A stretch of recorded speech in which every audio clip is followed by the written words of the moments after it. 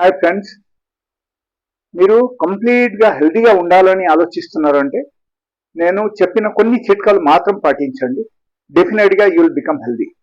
So చేయాల్సింది ఏంటంటే daily 8 గంటల గ్యాప్లు మీరు 2 పూటలు భోజనం చేయాలి. That is number 1. నంబర్ 2, కంప్లీట్గా అనిమల్ ప్రోటీన్స్ కంప్లీట్గా ఆపండి. ఇన్ కేస్ మీకు రోగాలు ఏమైనా ఉంటే రోగాలు తగ్గడం మొదలు పెడతాయి and body will respond to become healthy.